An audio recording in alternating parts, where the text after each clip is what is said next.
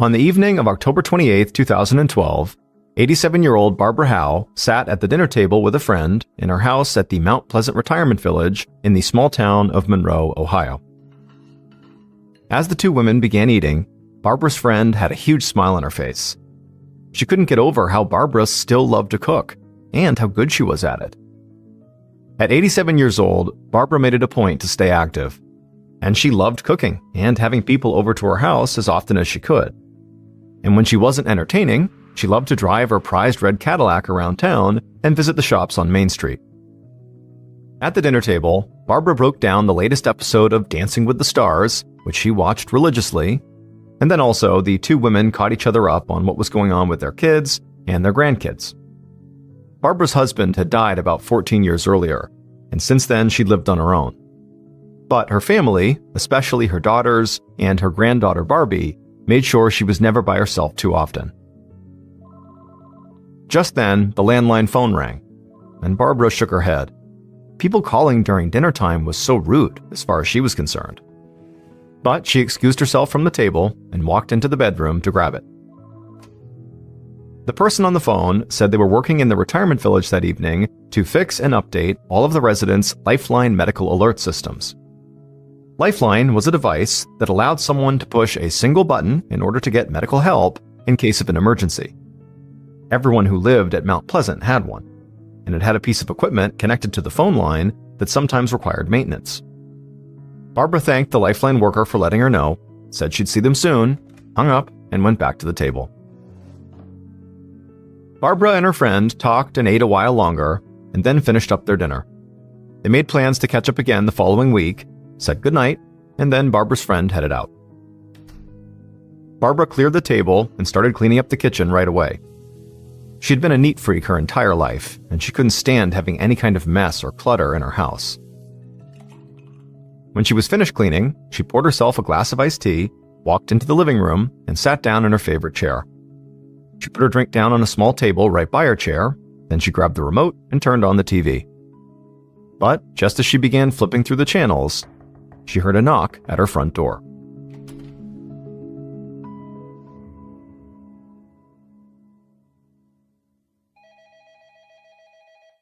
Two days later, on the morning of October 30th, Detective Greg Myers of the Monroe Police Department took a call at his desk. The woman on the phone quickly introduced herself as Donna Wesselman, and Detective Myers thought she sounded very frantic. Donna said she had plans to meet up with her mother, Barbara Howe, later that day, but she'd been trying all morning and she couldn't get a hold of her. And this was not normal. Her mom always answered her cell phone, or at least called back within a few minutes. Donna said she talked to family and her mother's closest friends, and nobody had heard from Barbara in over a day. And her mom was 87 years old, so she was really worried that she might have fallen down in the house, gotten hurt, and now couldn't call for help. Detective Myers got Barbara's address and told Donna to meet him there. He would do a wellness check on her mother and make sure everything was okay. After Myers hung up, he headed right out to his car. As a veteran detective in a small police department, he was used to handling all kinds of cases. The Monroe PD didn't have things like missing persons or homicide divisions, so the few detectives on the force had to jump in wherever they were needed, including wellness checks like this one.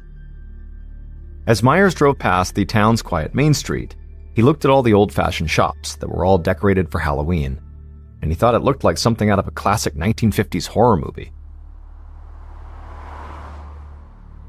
A few minutes later, Myers arrived at the Mount Pleasant Retirement Village, and he found Donna very anxiously waiting outside of her mother's house for him. After reassuring Donna that everything was okay, he'd go in there with her, Donna pulled out the key that she had to her mother's house, she walked up to the front door, and she opened it.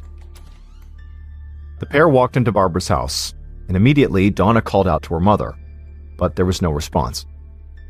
Now, at first glance, nothing looked out of place to Detective Myers. He didn't see any signs of forced entry or struggle, which made total sense, because he believed Barbara had most likely fallen or gotten hurt while she was alone at the house. Detective Myers and Donna quickly searched every room in the house, but there was no sign of Barbara anywhere.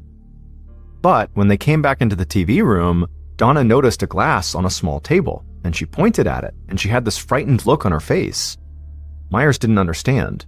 It was just a half-empty glass of what looked like iced tea. But Donna said her mother had to be one of the neatest people alive. She would never leave a half-empty glass on the table like that. Detective Myers glanced around the room. Other than the iced tea, he didn't see any other indications that Barbara had been home recently. So he asked Donna if her mother still drove, and she said yes, she did, all the time.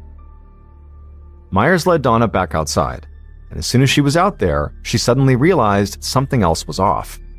Her mother's prized red Cadillac was gone. Detective Myers quickly shifted his focus from the house to the missing car. He now worried that Barbara might have driven off the road, or maybe gotten into some kind of car accident. She could have been injured and trapped in the car somewhere for almost 2 days now. He told Donna to go home and wait for his call. In the meantime, he'd issue a BOLO, a be on the lookout call, for Barbara's red Cadillac. This would go to law enforcement departments all over the area. Myers got in his car and immediately called in the BOLO. He also reached out to the Ohio State Police, because he knew his department just did not have the resources to carry out a full-scale search for Barbara. And since she'd possibly been missing now for almost 48 hours, he needed all the help he could get, and he needed it fast.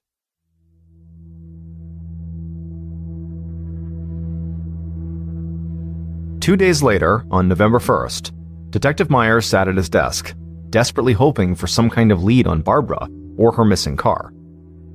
He'd stayed in regular contact with local, county, and state law enforcement agencies, all of whom were aiding in the search. But so far, nobody had found anything. He had also continued to update Barbara's daughter, Donna, about the whole situation, and he'd begun receiving regular phone calls from Barbara's granddaughter, Barbie, who was a young adult. In fact, Barbie had become kind of relentless, asking for regular updates and wanting specific details of the police search. Myers knew Barbara's family was upset and panicked, of course, and they had every right to want answers from the police. But right from the get-go, something about these calls from Barbie just seemed off to him. Still, at this point, he believed Barbara most likely had gotten into a car accident, so he didn't think too much about why her granddaughter was behaving strangely.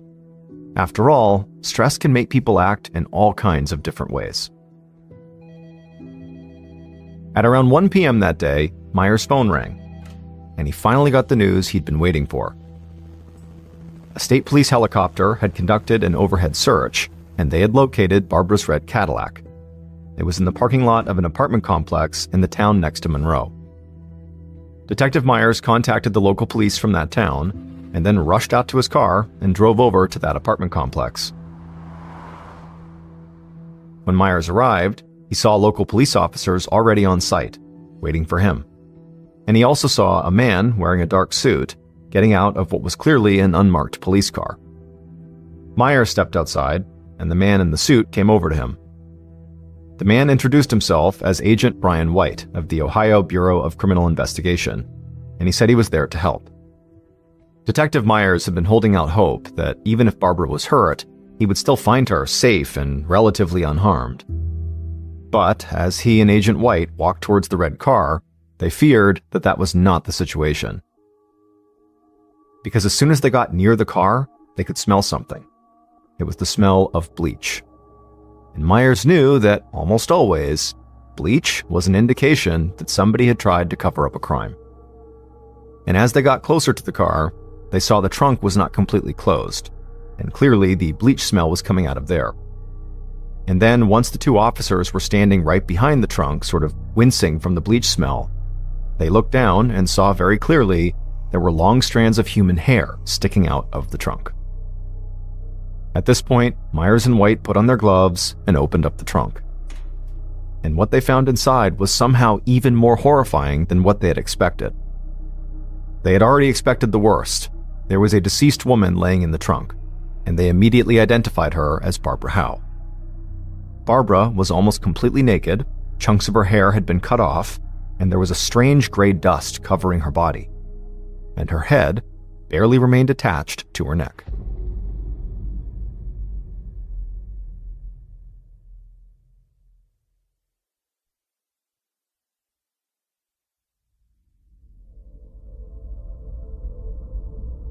Police immediately began searching the Cadillac and the surrounding area.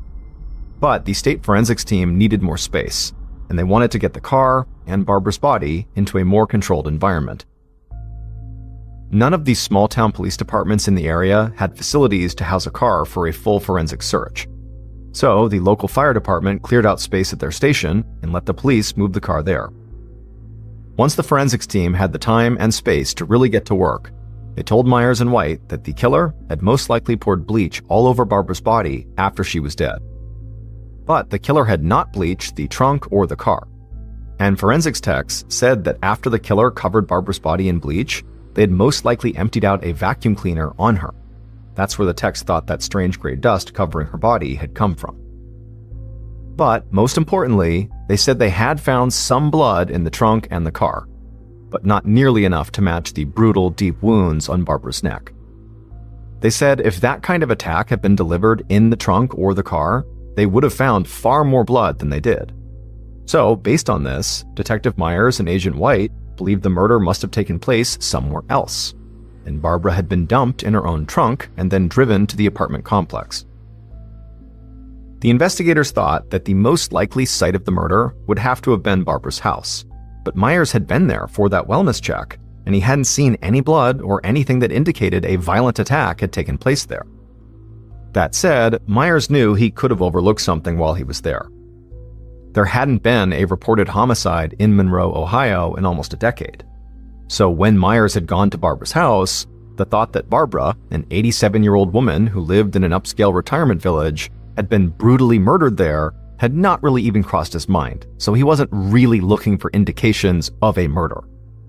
So, Myers and Agent White gathered up a group of Monroe police officers and Ohio State troopers and went back to Barbara's house to conduct a much more thorough, full-scale search. Later that evening, now almost 4 full days after anyone had seen Barbara alive, Myers, White, and their team walked through Barbara's house, and nothing new really stood out. There still didn't appear to be any signs of forced entry or of a struggle of any kind. Detective Myers also found jewelry boxes that were filled with what looked like really expensive rings and necklaces just laying out in the open in Barbara's bedroom. And it didn't look like anyone had touched Barbara's high-end TV or any of the other electronics in the house. So it definitely did not appear like someone had come to burglarize the house. And even though Barbara's daughter had talked about how clean her mom was, a glass of iced tea on a table was not enough to prove that something bad had happened there. So Myers and White started to think that they would have to expand their search across Monroe and the nearby towns in order to find the location where Barbara had been killed. But as they were getting ready to pack up and leave Barbara's house, they both noticed something at the exact same time. The heater came on in the house, and they could feel the heat coming from the floor. This meant that there were pipes under the floor that were heating the house. And they knew there had to be a way for maintenance workers to get to those pipes if they needed repairs. So Agent White called out to the team on site and said they needed to search the house for any place that might provide access to the pipes under the floor. And within a couple of minutes, a state trooper shouted for White and Myers, and they rushed through the house, and they found him inside of a utility room just off the kitchen. The trooper pointed to the floor, and Myers and White looked at each other and then bent down, because they saw a wooden panel that almost completely blended in with the floor, and they realized this was actually the entrance to a crawl space. They lifted up the wooden panel and they looked inside. And right away, both men felt a mix of excitement and horror. There, in this tiny crawl space, they saw a rug that was covered in blood, and there was blood spatter all over the floor and the sides of this crawl space. Late that night, after forensics techs had collected blood and possible DNA samples from the rug, the crawl space, and throughout the house, Myers and White laid out a plan.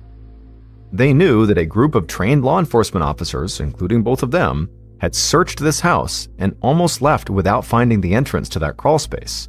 So they didn't believe that Barbara's killer was just some random person who just happened to stumble upon that hidden panel in the utility room floor. Instead, they were sure that her killer must have had intimate knowledge of the layout of the house. And for Myers and White, only a limited number of people could fit the bill. staff members and maintenance crew who worked at the retirement village, and Barbara's close friends and family. Agent White had the resources at his disposal to track down and interview everyone on staff at Mount Pleasant. So Myers, who was well respected in the local community, would handle speaking to Barbara's friends and family. And Detective Myers knew who he wanted to start with, because he lived by a simple adage when it came to police work. If there's a fire, and someone watching that fire burn wants to know all the details about how it started and how it spread, there's a good chance that person may have started the fire.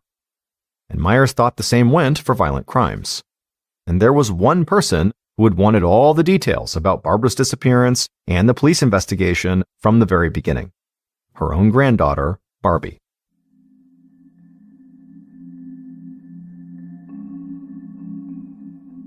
In the days following the discovery of that crawlspace, Detective Myers and his team dug deeper into Barbara's life and her relationship with her granddaughter. And what they found did not really surprise them. Barbara was loved by pretty much everyone who knew her. She was smart, funny, and always looked out for other people. But hearing things like this was pretty common for police when talking to people who had just lost their loved one. But Myers got the sense that Barbara really was this kind person who had tried to take care of other people for most of her life. However, there was something else that Myers kept hearing about Barbara. She and her late husband had apparently always been great with money. So, over the years, Barbara had become extremely wealthy. And because of the type of person she was, she wanted to take care of everyone she loved after she was gone. Which meant her kids stood to inherit sizable portions of her wealth once she passed away. And also, so did her granddaughter, Barbie. And so, armed with this information, Detective Myers brought Barbie in for an interview at the police station. Barbie sat down across from Myers at his desk, and she proved to be as talkative as she'd been every time she'd called him about the investigation. Over the course of this conversation, Barbie communicated to Myers that she loved her grandmother. But she also communicated that she was having some money issues. She told him that she really had to work hard just to pay her rent and cover her bills. Now, on the surface, that did not seem particularly strange to Myers. Barbie came off like a lot of young people do who were living on their own for the first time. But there was also something that Myers could not quite figure out. Barbie still seemed like she wanted to know everything about the investigation, and Myers honestly couldn't tell if this was because of some morbid curiosity, if it was nerves, grief, or if she really was the arsonist watching the fire she had set. So, eventually, he told Barbie that the best way she could help the investigation would be to provide a DNA sample. And Barbie said yes, of course. And so Myers had an officer swab her cheek to get the sample, and then after that, he let her go. Part of Myers didn't want to believe that someone could do something so horrific to their own grandmother. After all, Barbara hadn't just been killed, she'd been brutalized. But regardless of what he wanted to believe, and even though Barbie had cooperated, Myers still had to consider her a major suspect at this point. She had tried to inject herself into the police investigation, she had a clear financial motive, and she was young and physically capable enough to have easily overpowered her grandmother. While Detective Myers continued to focus on Barbara's friends and family, Agent White and state police methodically interviewed staff members and the maintenance crew from the Mount Pleasant retirement village.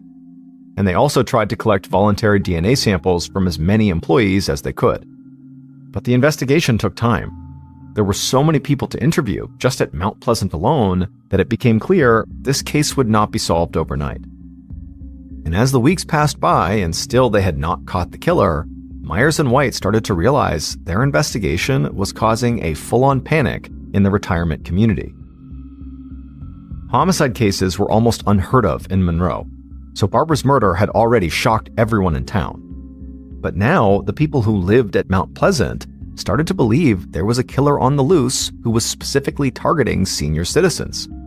And they feared that the police weren't any closer to finding this killer than they had been on day one of the investigation.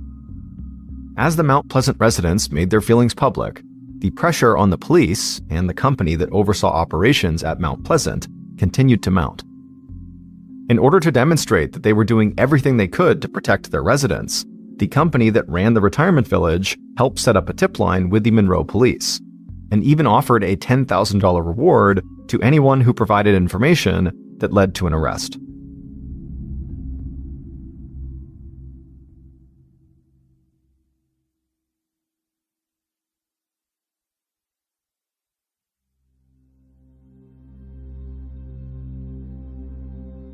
On December 7, 2012, so almost a month and a half after Barbara's murder, an officer ran into Myers' office with an excited look on his face.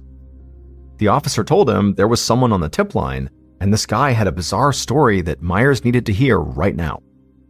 And so Myers picked up the tip line, and he heard the sound of a man who had a strong Kentucky accent. The man told Myers that he had no idea if his story would actually help the police, but something had happened over a month ago that he just couldn't shake. The man said that he lived in a small Kentucky town about 150 miles away from Monroe. And not long after Barbara Howe's murder, his brother, a man named Danny French, had come to see him. And Danny had acted really strange, almost like he was saying goodbye for the last time. Now, this conversation with his brother had been disturbing enough on its own, but it was not why this man had called the tip line. The reason he had called the tip line was there was something else about his brother that was off when he had come to say this goodbye. The man said his brother had been wearing a Mount Pleasant Retirement Village sweatshirt.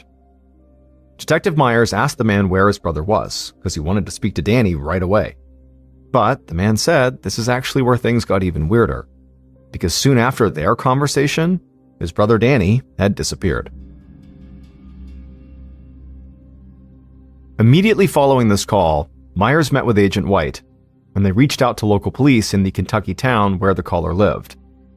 But after weeks of searching, the police couldn't find the man's missing brother, Danny French. But then, on January 18, 2013, so 2.5 months after the murder, Detective Myers got a call from the cops in Kentucky. They said they had found Danny French, and apparently he'd been living in the woods for months. Myers got in his car and sped across the state line into Kentucky to the local police station where the cops had brought Danny. Danny was big and very intimidating looking. He had long gray hair and a huge gray beard, and he certainly looked and smelled like he'd been living outdoors for months. But it wasn't really Danny's appearance that shook Myers the most. Instead, it would be what Danny talked about. When Myers asked him about Barbara Howe, Danny said he didn't know her and had nothing to do with the murder. But when Myers asked him why he'd gone to live in the woods, Danny got this glazed look in his eyes, and he started talking about how the woods were a fantasy world and a place where people transformed into different things. Myers and Danny continued talking, and basically the conversation went in all sorts of different directions, into bizarre things that at times Myers just did not understand at all. It sort of seemed like Danny was sort of unhinged. But by the end of their discussion, despite the bizarreness of what they were talking about, it was clear Danny had to know something about what happened to Barbara. Myers just knew it. So when Myers left the station, he got assurances from the local police that they would keep close tabs on Danny. Still, as strange as all this might be, there was nothing actually tying Danny directly to Barbara's murder. So Myers returned to Ohio with another potential suspect, but no evidence. This had also been the case with Barbara's granddaughter Barbie and several of the Mount Pleasant employees who Agent White had interviewed. All good suspects, but no evidence. Investigators also received DNA test results of samples taken from multiple suspects and attempted to try to match them to samples found at the crime scene. Now, these results did eliminate some suspects, but they did not conclusively point to a killer. And soon, with no new evidence coming in, the investigation started to grind to a halt. Months passed, then a year went by with very few new leads. Myers and White still believed they had a few strong suspects here, but the evidence just wasn't strong enough to make any arrests. And so Barbara's case basically went cold.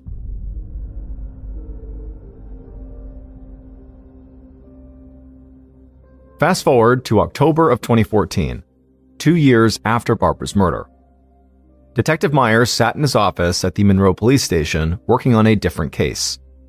Now, he'd not given up on finding Barbara's killer, and both he and Agent White had continued to follow any potential leads. But Myers still worked for a small department, and so other cases did need his attention. Just then, Myers heard someone yelling his name. and then he looked up to see an officer rushing into the office with a grin on his face, and he handed Myers a piece of paper. Myers looked at the paper and saw a bunch of dates, times, and some handwritten notes, and then he asked the officer, what is this? Why are you so excited about this? And the officer said a lead in the Barbara Howe case that Myers had asked him to pursue had paid off. And this sheet of paper was a copy of the schedule that Barbara's cleaning woman had kept. Myers looked down at the schedule, and now that he knew what it was, his eyes suddenly went wide. He told the officer to find this cleaning woman and bring her in right away. He would have to ask her some questions, but Myers was now positive that this schedule finally made it clear who killed Barbara.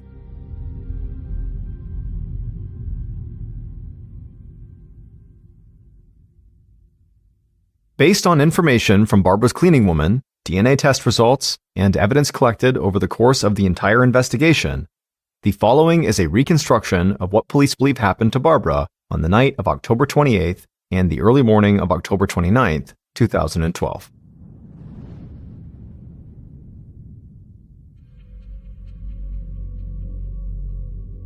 The killer sat inside of their parked car, staring out at the homes that lined the quiet streets of the Mount Pleasant retirement village. The killer glanced at the clock. They knew Barbara was expecting them any minute, so it was time to move.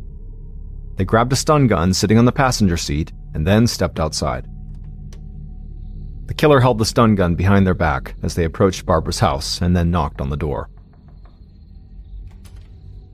Barbara opened the door, and the killer smiled and followed her inside. Barbara walked through the house towards her bedroom, and the killer stayed right behind her.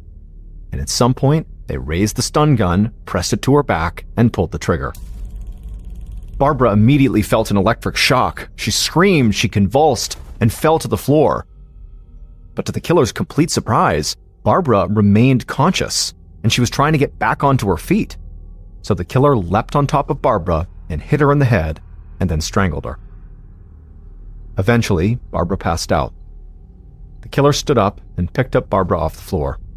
She didn't weigh very much. The killer then carried her through the house into the utility room near the kitchen. They laid her on the floor, reached down, and pulled up the wood panel that hid the crawl space. Once it was open, the killer picked up Barbara and dropped her into the crawl space. And then they just stood there for a minute, thinking. After a little while, the killer simply walked out of the house, leaving the door unlocked behind them. They got in their car, drove off, and parked on a nearby street, where they could still see the Mount Pleasant retirement village. And the killer just sat there in their car and waited. Hours later, after midnight, the killer saw that almost all the lights in the retirement village had now gone off.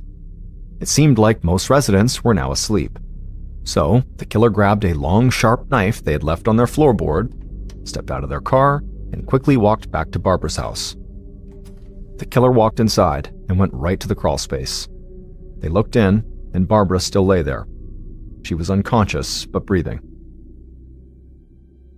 The killer got on the floor, leaned down into the crawl space, grabbed Barbara by the hair, and slit her throat.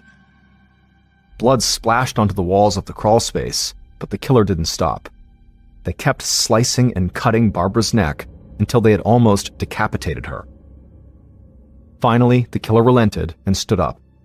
They grabbed a small rug from the kitchen and slid it into the utility room. They reached down, lifted Barbara out of the crawl space, and dropped her lifeless body onto the rug. But as they did that, they realized that drool from their mouths had dripped and fallen into Barbara's hair. So they took the bloody knife and cut off that chunk of her hair. Then, for the next several minutes, the killer remained in the utility room with the body, living out their wildest and most grotesque fantasies. But at some point the killer panicked, as if they had just realized they might be leaving traces of their own DNA on Barbara's body.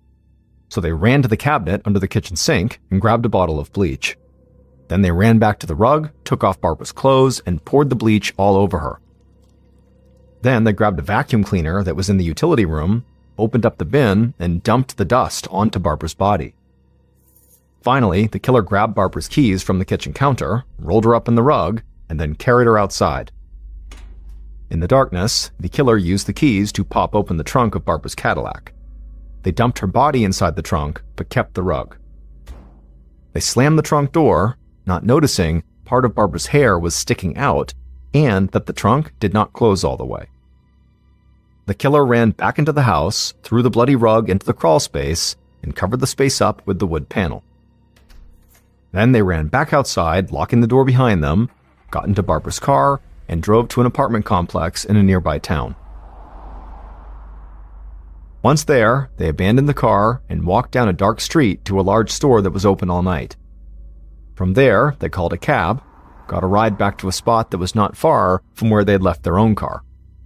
They walked back to their car, got in, and then sped across the state line into Kentucky.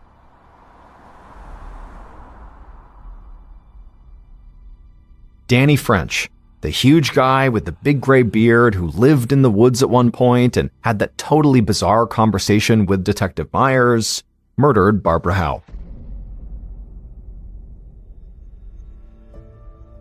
It would turn out Danny had once been a maintenance worker at the Mount Pleasant Retirement Village, so he knew all about that crawl space. He also knew that every resident had one of those Lifeline medical emergency devices. So, on the night of the murder, he called 3 women at Mount Pleasant, posing as someone who was there to fix their Lifeline devices. And Barbara was the only one who said he could come by that night to fix it. And as soon as Barbara opened up her door and let Danny into her home, he carried out his plan. From the moment Detective Myers met Danny after he'd been pulled out of the woods for his interview, he had suspected Danny was the killer. Danny told Myers the woods were his fantasy world. But the more he spoke, the more it became clear to Myers that, in reality, Danny just had a lot of fantasies, and some of them were very dark and violent. After multiple meetings over several months, Myers convinced Danny to provide a DNA sample, and it would turn out Danny's DNA matched samples found inside of Barbara's house. But there was a problem. Danny had been a maintenance worker, so he'd been in that house many times, which could explain why his DNA was there. It was not until police got in touch with Barbara's cleaning woman that they realized there was no way Danny's DNA should still be in her house, because Barbara's cleaning woman kept a detailed schedule. It had dates and times, and she liked to list all of the work she had done on those dates and times. And so police knew that Barbara's house had been cleaned thoroughly many times since Danny had stopped working at Mount Pleasant, which meant if his DNA was there now, he must have murdered Barbara. In addition to that, police found security camera footage at that store where Danny had called the cab on the night of the murder, and the cab driver was able to identify him. Danny was arrested, and he would eventually confess. He was sentenced to life in prison without parole. On Sunday, January 13th, 2008, Rhonda Smith sat in the back pew of the historic Trinity Lutheran Church in tiny Springfield Township, Pennsylvania, doing her best to try to stay calm. The 42-year-old choir singer knew that her pastor, Greg Shreves, would soon call her up to the pulpit to speak, so she was keeping a close eye on him, waiting for his signal. The winter sun streamed in through the stained glass windows of the 18th century sanctuary, and the rays caught the minister's beautiful pale blue eyes. And when this happened, Rhonda noticed, and right away she couldn't help but think to herself how unbelievably handsome the minister really was. At age 56, Shreves was an unlikely minister. He had spent decades as a country club golf pro and official on the professional golf tour before answering God's call in 2005. Shreves was more than 6 feet tall and very fit, and he had blonde hair that was still visible amongst his grays. And he was single. Now, Rhonda was not romantically involved with her minister. To her mind, it was just more of an intimate friendship. But she was deeply touched by everything the minister had done for her. On this particular Sunday, as Rhonda sat nervously in the pew, Pastor Shreves announced that a fundraising campaign he had launched to help Rhonda with her expenses had brought in $3,000. Then Pastor Shreves gave the signal to Rhonda for her to come up and say a few words. And so when Rhonda stood up and began walking towards the pulpit, the 100 or so people in the pews immediately began to applaud and cheer as she walked towards the front. By the time Rhonda was standing at the pulpit next to Pastor Shreves, she was totally embarrassed, but also very touched. Rhonda had actually asked Pastor Shreves for this opportunity to thank the whole congregation, but now that she was actually up there, she was shaking with anxiety. She looked over at Pastor Shreves, who nodded warmly to her, as if to say, "You can do this." So Rhonda took a deep breath, and then she began to speak.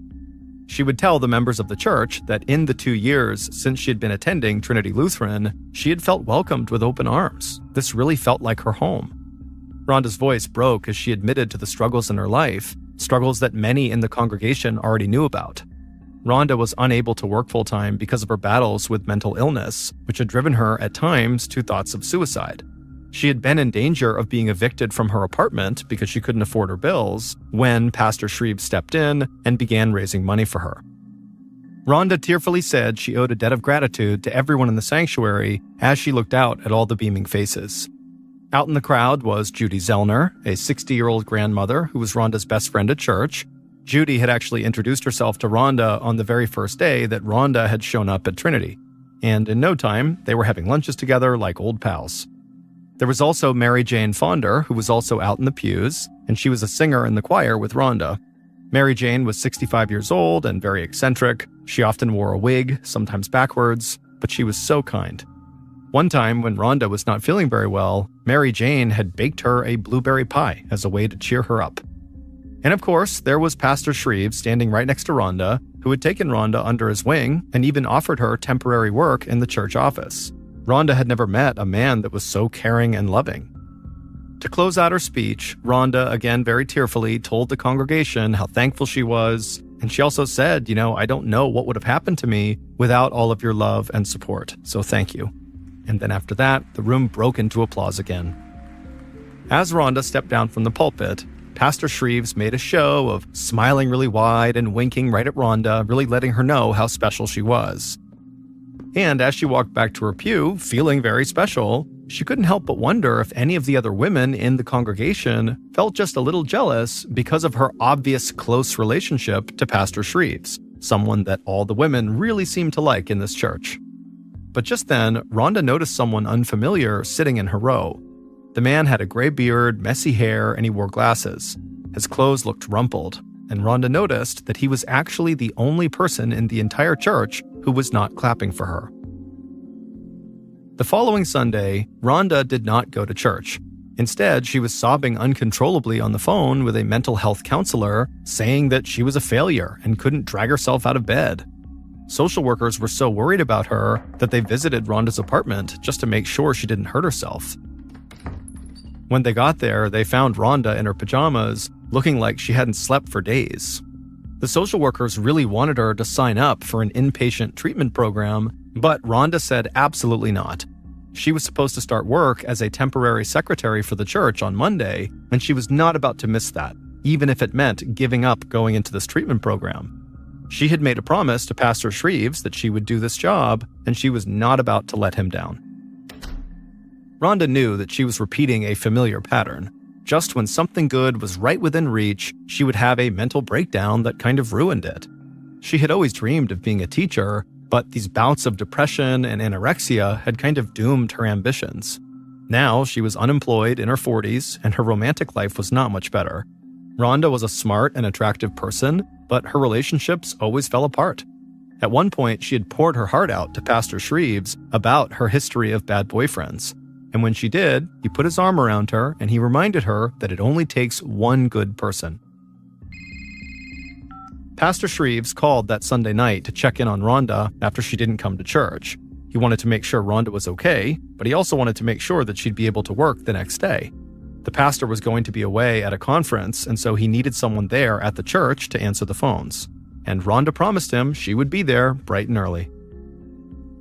By Wednesday morning, so 3 days into her temporary job, Rhonda had learned the routine of her new job, but it was making her lonely.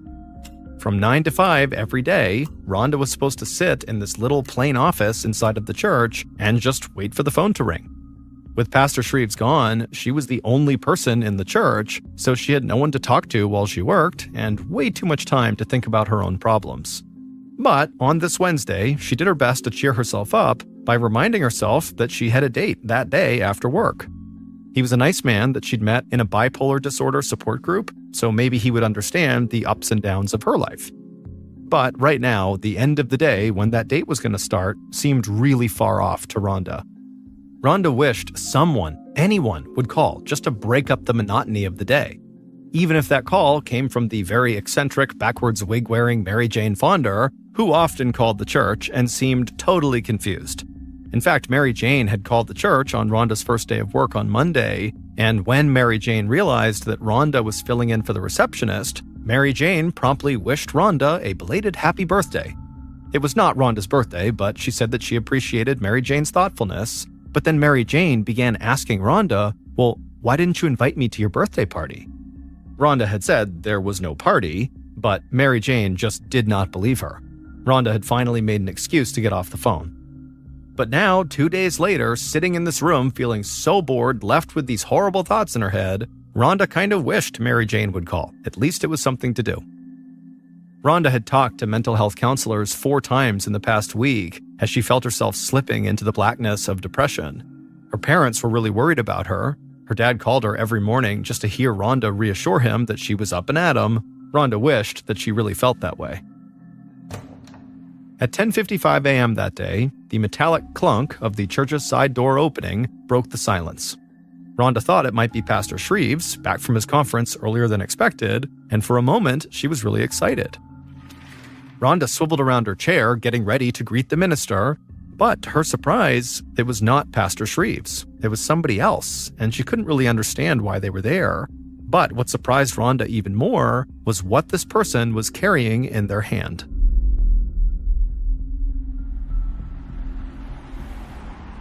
Two hours later, at 1 p.m., Judy Zellner, who was Rhonda's best friend at church, parked outside of Trinity Church and stepped out of her van into the crisp winter air. Judy had long ago lost her tolerance for cold days like this, and so she made a beeline for the church building. Judy fumbled for her keys, eager to get inside of the warm building. She glanced into the ground floor window of the church offices, but didn't see anybody inside. Judy was the sexton of this church, which, she would joke, was a fancy way of saying she was the cleaning lady. And on this day, that was why she was at the church, to clean it. When Judy finally found the right key and put it inside the lock, she was surprised to find the side door of the church was actually already unlocked. Springfield Township was a community of only 5,000 people with very little crime, but the policy was, on weekdays, the church doors were supposed to be locked. But regardless, Judy stepped through the door and began to peel off her coat, and as she did, she looked up and noticed the door that led into the office where Rhonda was working was open. Judy walked over and stuck her head in the door and called out hello, but nobody called back. So Judy opened the door the rest of the way and she looked into the office, but there was no one sitting behind the desk, there was nobody inside the office, and she was about to leave and go walk around the church to find where this mystery person was who had unlocked the side door when Judy spotted something just on the side of the desk inside of this office. It was somebody's foot. Judy at first didn't even know what to do, but then instinct took over and she rushed around the desk and she looked down and she could not believe what she was seeing. There was a woman laying face down in a pool of blood that had totally saturated the carpet beneath her. The woman's long brown hair was all matted red, and the side of her face that Judy could see was totally destroyed. It was like a shattered mess of flesh and bone. But whoever this woman was, she was still breathing. Judy could see her chest rising and falling. Judy wanted to roll this person over and try to perform CPR, but she could tell the woman's injuries were just too severe for her to help. Then it dawned on Judy, whoever hurt this person could still be inside the church. And so Judy snatched the church's cordless phone off its cradle and ran outside without her coat. Standing in the parking lot, freezing cold and shaking with fear, Judy dialed 911. When the dispatcher answered, Judy blurted out that somebody was attacked inside of her church. Paramedics and a state trooper arrived a few minutes later, and Judy showed them to the church office where she had found the woman on the ground. And when the paramedics went in there, the woman on the ground was still alive. And so the paramedics asked Judy to leave the office while they attended to this woman, and so Judy nodded and went back outside again, but then looped around to the side of the building and looked into the office through the window. And when she did, she saw the paramedics lift the woman off the ground and roll her over onto a backboard to take her out to the ambulance. And it was at this point that Judy finally got a look at this woman, and the woman who had been hurt was her dear friend, Rhonda.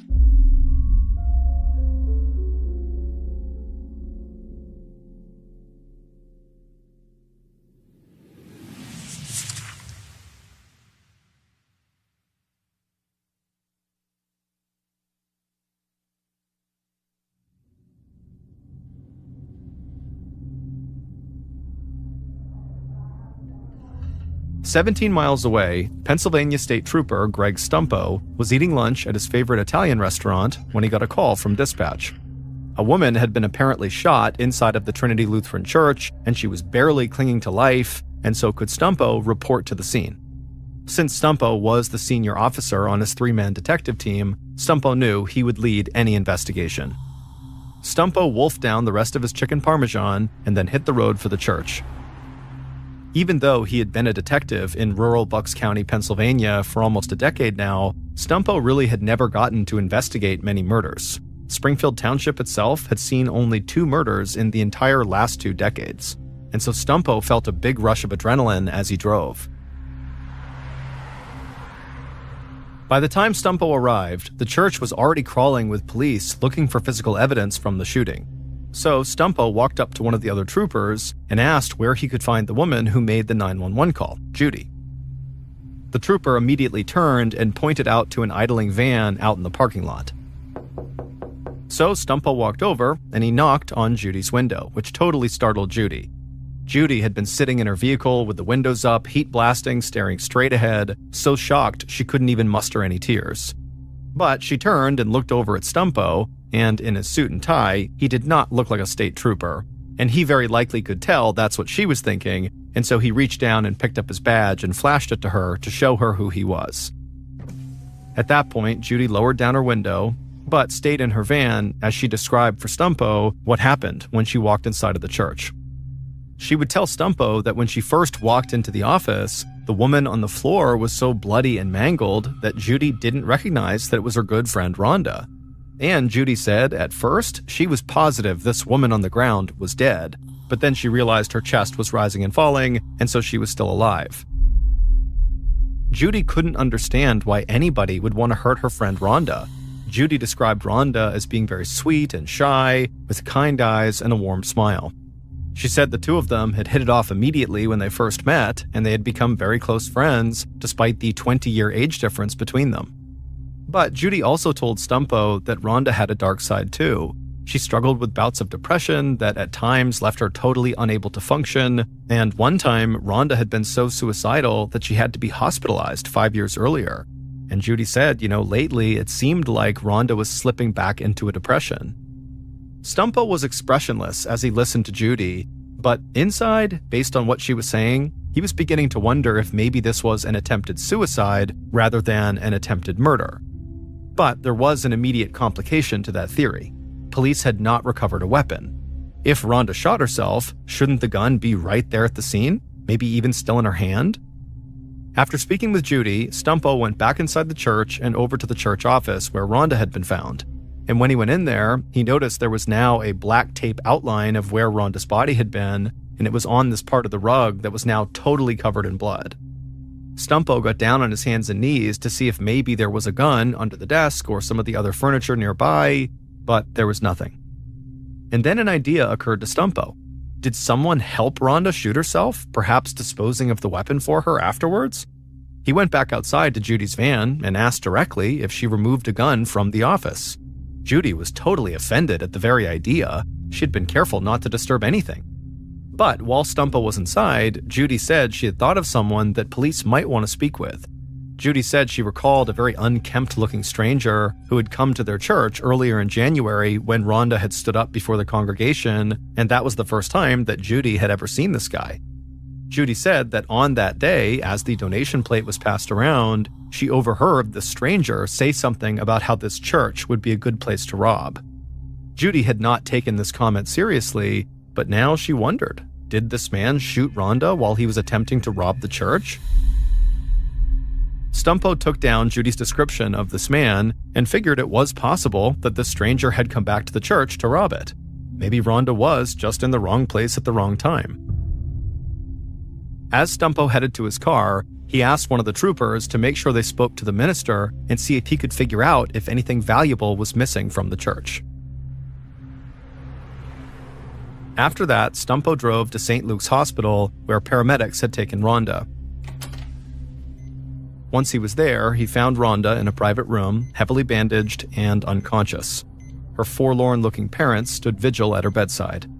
The doctor told Stumpo before he entered that Rhonda was being kept alive by machines, and it was very unlikely that she would survive after so much brain damage and loss of blood. Rhonda's parents, Jim and Dorothy Smith, who were both in their 70s, agreed to step outside to a waiting area with Stumpo where they could all chat. Stumpo brought them coffee in styrofoam cups, and he sat down and started by saying how very sorry he was about what had happened. Then Rhonda's father, Jim, told Stumpo about Rhonda's long struggle with bipolar disorder and the many times their daughter had flirted with suicide. Jim said he would never let Rhonda keep a gun around her apartment, and he would never keep one at his own house. Luckily, Jim added, the one time Rhonda had tried shooting a gun, she had hated it. And so Jim told Stumpo that he thought it was very unlikely that Rhonda would ever shoot herself. Jim told Stumpo that he and his wife Dorothy had not actually seen their daughter earlier that day. However, they had spoken to her around 8:30 a.m., and she sounded like she was in a good mood. Then again, Jim said, because of Rhonda's condition, her moods could sometimes change on a dime. 4 hours after that conversation, so at about 12:30 p.m., Jim and Dorothy had driven past the church on their way to lunch, and they saw Rhonda's car in the parking lot. The parents talked about stopping by and taking their daughter out for a bite, but they figured Rhonda was busy. Employment had been scarce for Rhonda, so they continued past the church and wound up eating lunch without her. The detective listened carefully and very sympathetically, but internally, he didn't get the feeling that these parents were going to actually offer up any information that could actually help investigators. But at the end of the conversation, Jim said something somewhat off the cuff to Stumpo that made Stumpo pause. Jim said that he prayed his daughter had not tried to kill herself. He and his wife were very religious, and they believed anybody who even attempted suicide faced eternal damnation, and so they couldn't bear such a fate for their beloved child. As the parents got up to leave, Jim told Stumpo that he really hoped investigators would not find a gun at the church.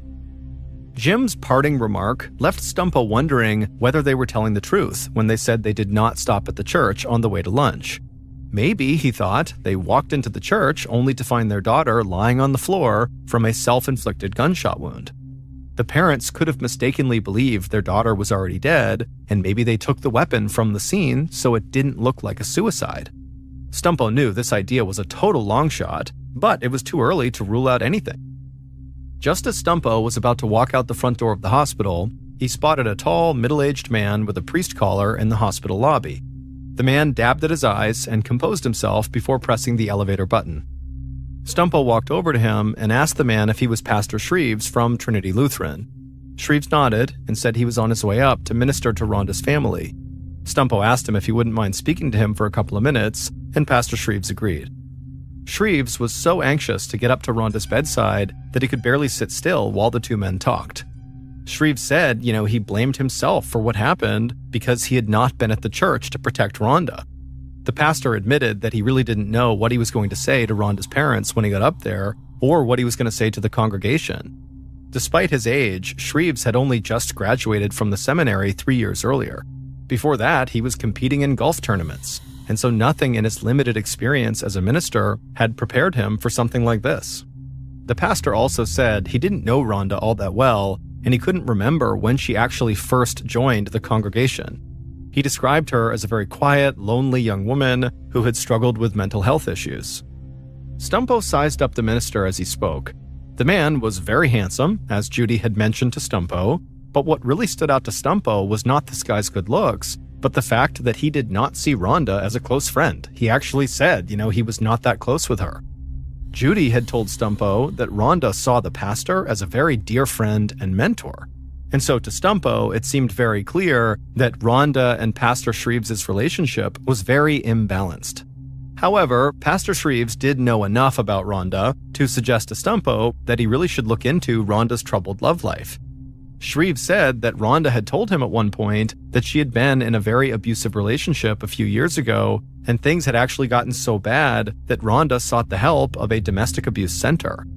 Shreves said he didn't know who this ex-boyfriend was, but it was clear to him that their relationship still weighed on Rhonda years after they parted ways. Pastor Shreves told Stumpo that Rhonda also had a more recent breakup with a man she had met online who lived in Philadelphia. Shreves said that as far as he knew, Rhonda and this guy had gone on a few dates, but then at some point the guy had stopped returning Rhonda's calls, and that had left Rhonda feeling very sad and very wounded. Shortly after this, Stumpo and Shreves wrapped up their conversation, and Stumpo headed out the door. And as Stumpo left the hospital, his head was spinning. He had only been investigating the shooting of Rhonda Smith for a few hours, but he already had an array of theories. Did she shoot herself? Was she caught up in an armed robbery? Was she a victim of an abusive former boyfriend? He couldn't prove or disprove any of these.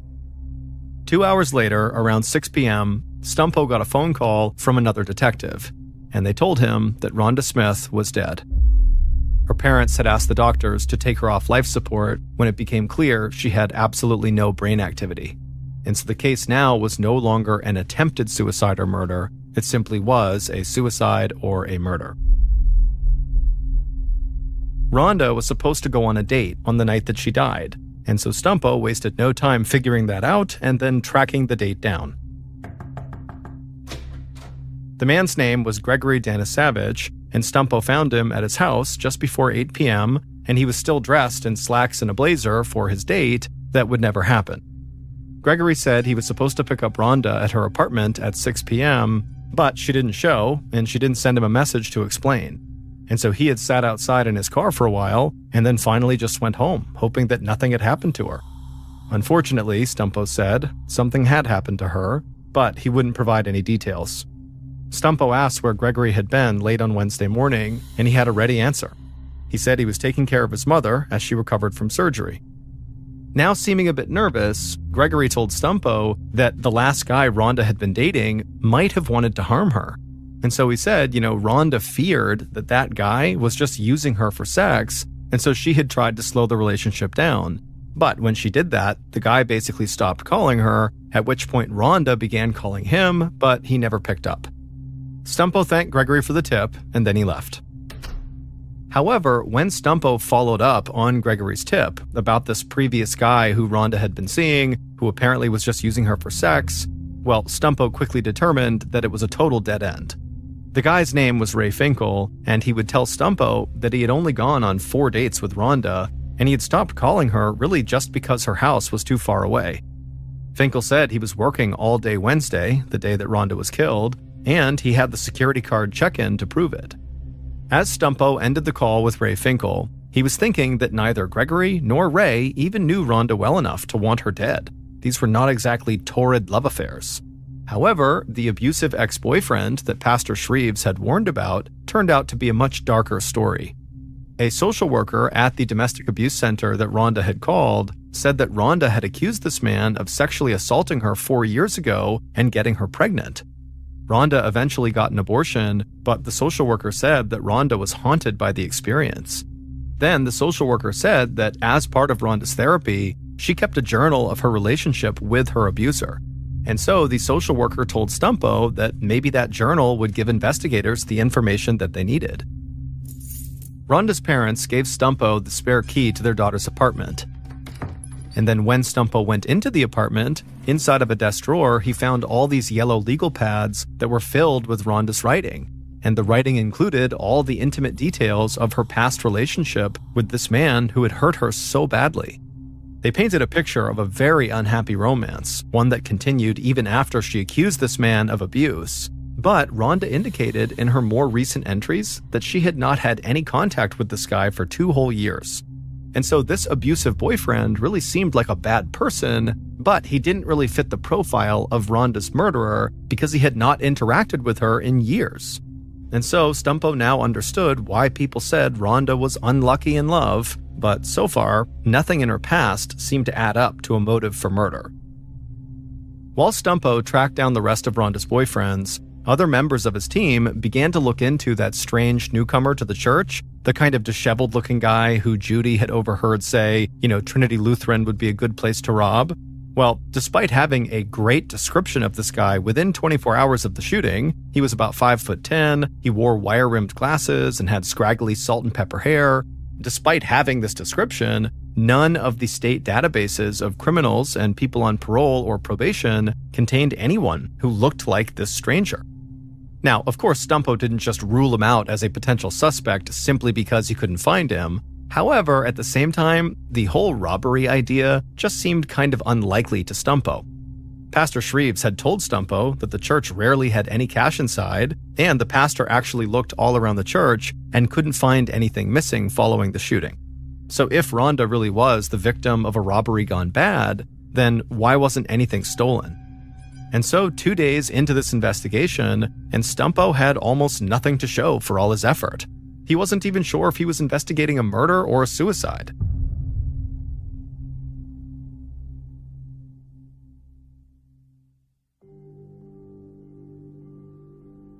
A few days later, on Monday afternoon, January 28th, so 5 days after the murder, Stumpo sat in the balcony of the church as Pastor Shreves led Rhonda's memorial service below. More than 250 people had packed into the church to show their love for Rhonda. Stumpo looked down and saw Rhonda's parents sitting in the front row, and as he did, he considered the possibility that, the parents had covered up their daughter's suicide. It seemed extremely unlikely, but it was still possible. Then Stumpo scanned around the rest of the teary-eyed parishioners and thought to himself, if Rhonda did not kill herself, then the culprit was probably in this room.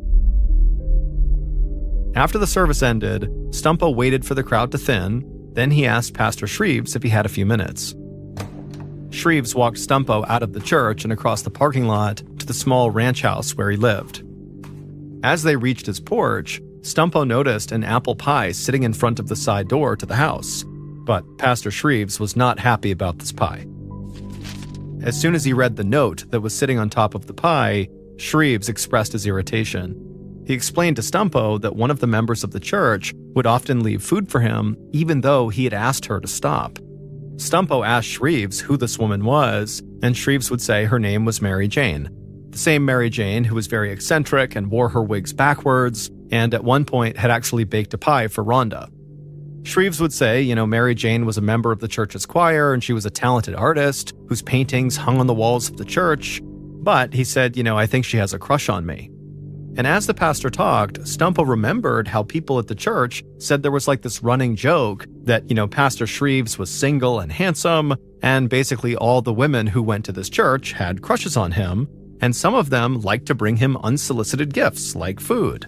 And so Stumpo was pretty sure that Rhonda Smith must be one of these admirers, just like Mary Jane was. And, that was probably why their relationship seemed so imbalanced, with Rhonda looking at the pastor as this mentor and close friend, and the pastor basically being like, yeah, I know Rhonda, she's nice, but that's about it.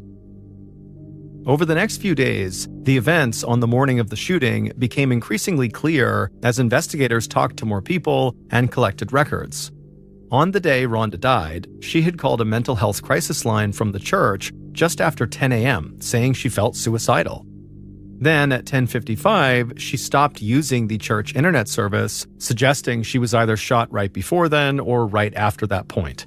And so in Stumpo's mind, it was easy to imagine a desperate, lonely person making one last call for help before just ending it all. But then, on January 30th, Stumpo received the autopsy report. Sitting at his desk in the police barracks 15 miles from Springfield Township, Stumpo marveled at what he read in the report. It didn't solve the case by any means, but it did make one thing clear. This was no suicide. The medical examiner found that Rhonda had been shot twice. The first bullet glanced off her forehead, while the second round penetrated her skull. What's more, the shots were fired from 3 or 4 feet away, suggesting that the shooter was on the other side of the desk from Rhonda. The coroner said Rhonda's head had none of the tiny burn marks that are associated with shots fired at extremely close range, like a suicide gunshot would be. And so Stumpo concluded that, while Rhonda may have been depressed, she certainly did not pull the trigger to end her own life. She was definitely murdered. About a week later, on the evening of February 6th, Stumpo and another investigator named Bob Egan arrived at Trinity Lutheran Church just before 7 p.m. when choir practice was about to begin. One of the few members of the church community they had not spoken with yet was Mary Jane Fonder, though they had heard a lot about her. Mostly that she was very eccentric, wore her wig backwards sometimes, and periodically dropped off pies for the pastor and for Rhonda. And so Stumpo and the other investigator walked into the church, and right away they spotted Mary Jane along with the other members of the choir getting ready to start their practice, and the investigators flagged Mary Jane and asked her to come with them so they could talk to her in a side room.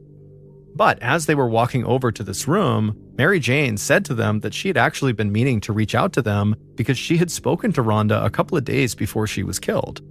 Mary Jane said she had called into the church and was surprised when Rhonda answered and not the normal secretary.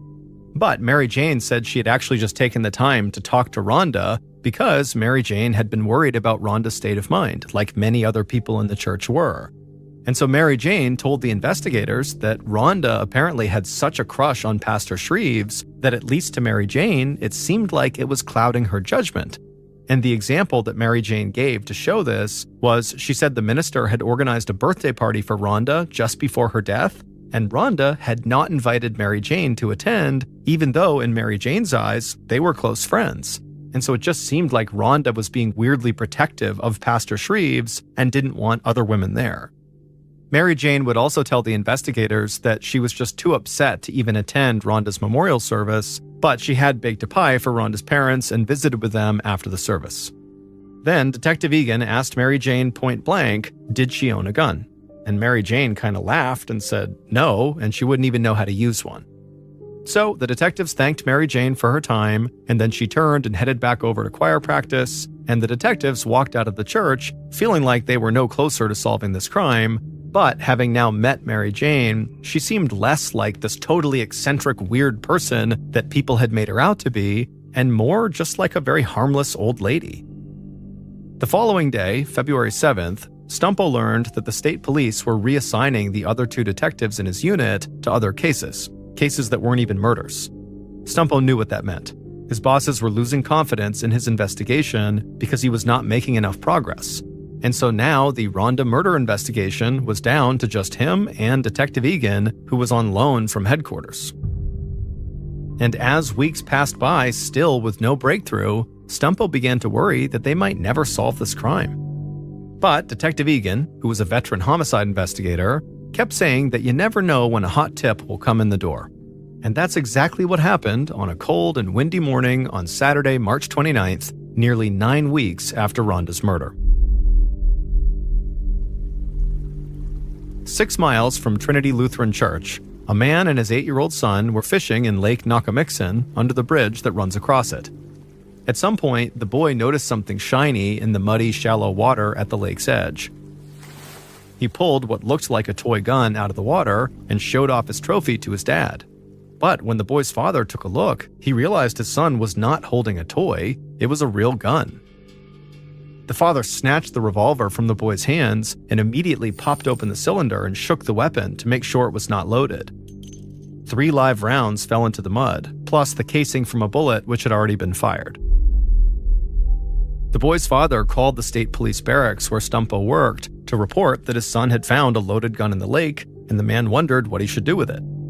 The trooper who answered this phone call, whose name was Andrew Mincer, had been the first police officer on the scene at the Rhonda Smith shooting, and he immediately thought of the missing weapon from that crime. Mincer asked the father for the serial number on the gun, and after he got it, he told the father to hang onto the gun and give it to nobody else until he, Mincer, could get there to pick it up. As soon as Mincer hung up the phone, he ran the serial number through the National Crime Information Center, and in minutes, he learned who the Rossi .38 revolver was registered to. Stumpo was in the police barracks when this call came in, but he was down in the locker room thinking about how little time he had spent with his 5-year-old son lately. Police work was literally taking over Stumpo's life, and he had so little to show for it. Stumpo was about to head home when his cell phone rang.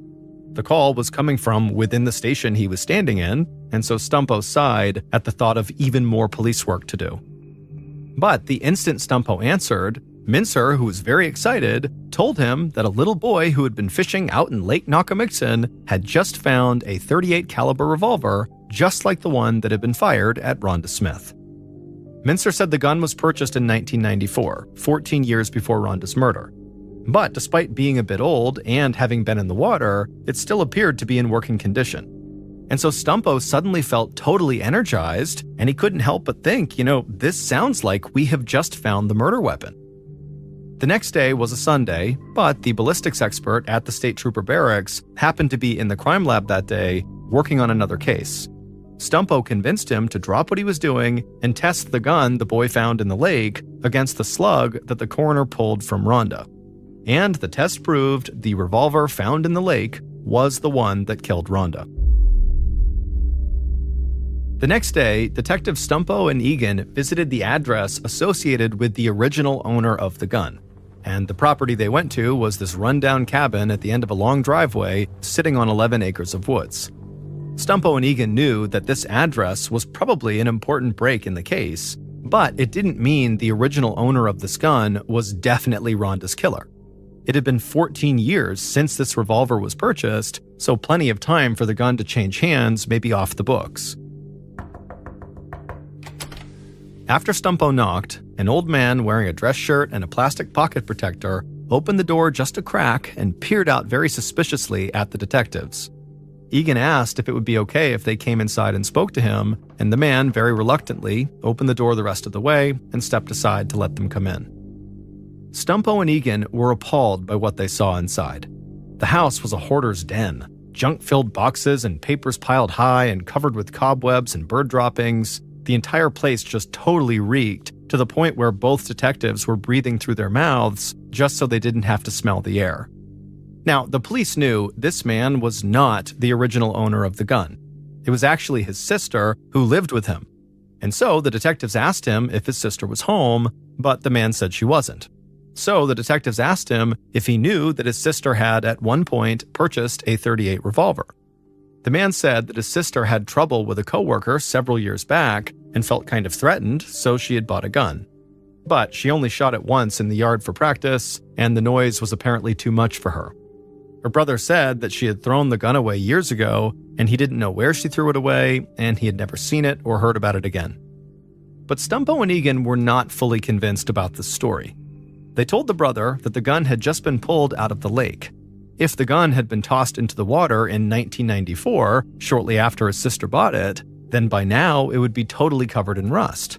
But the gun had no rust on it, which indicated it had not been in the lake for more than a few weeks.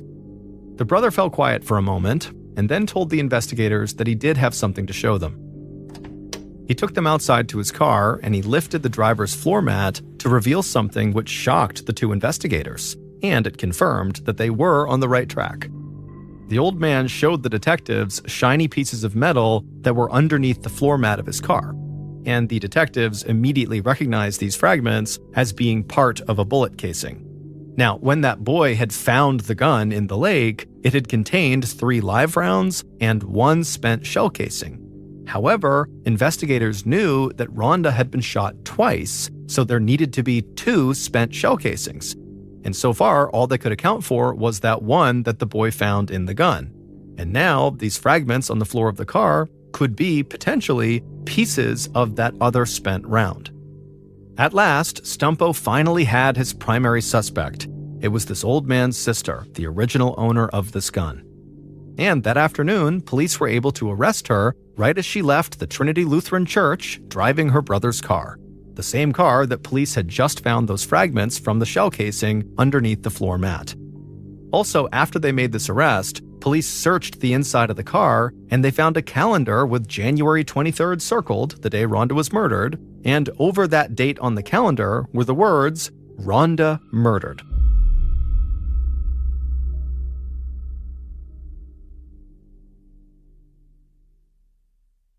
Based on Stumpo and Egan's investigation, here is what really happened on January 23rd, the day Rhonda was murdered.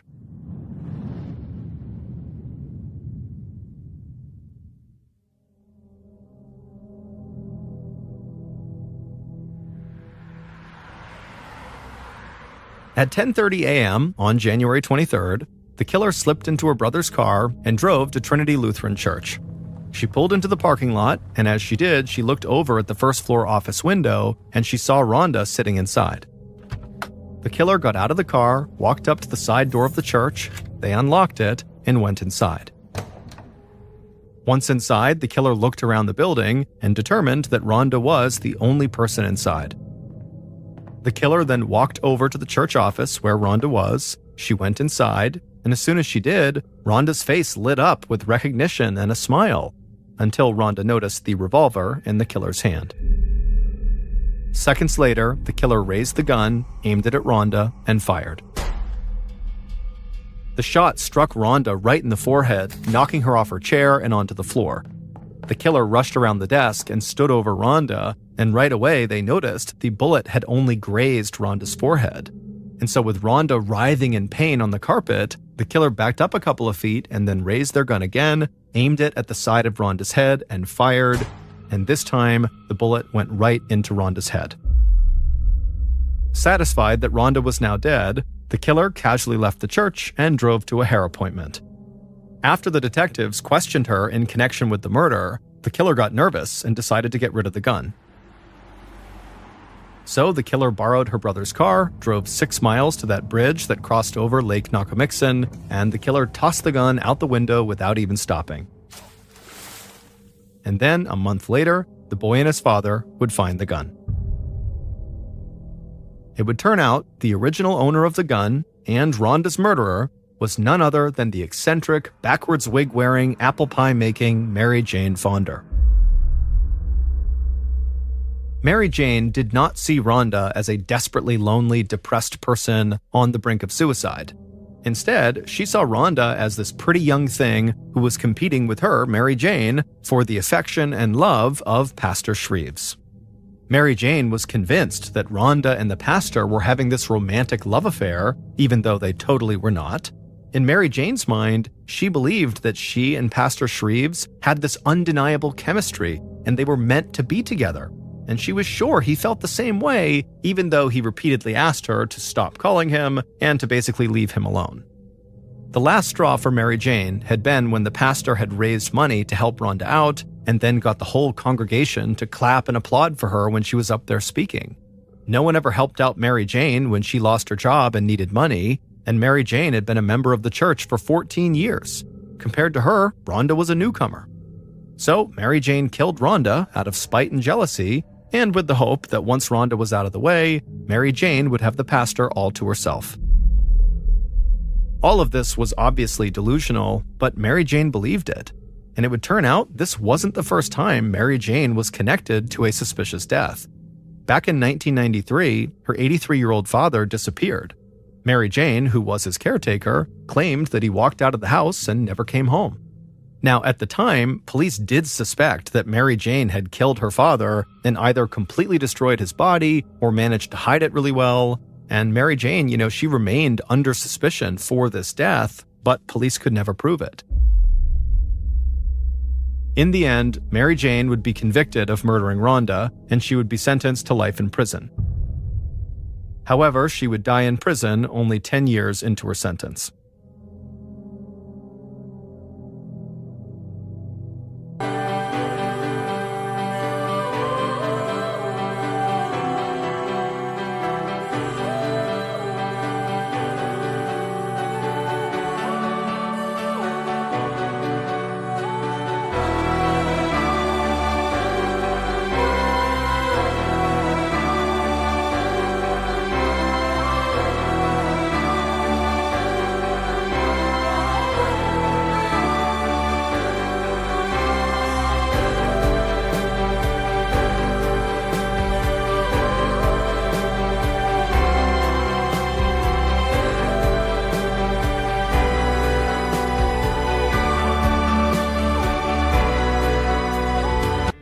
Thank you for listening to the Mr. Ballin podcast. If you enjoyed today's stories and you're looking for more bone-chilling content, be sure to check out all of our studio's podcasts. This podcast, the Mr. Ballin podcast, and also Mr. Ballen's Medical Mysteries, Bedtime Stories, Wartime Stories, Run Fool, and Redacted. Just search for Ballin Studios wherever you get your podcasts to find all of these shows. To watch hundreds more stories just like the ones you heard today, head over to our YouTube channel, which is just called Mr. Ballin. So that's going to do it. I really appreciate your support. Until next time.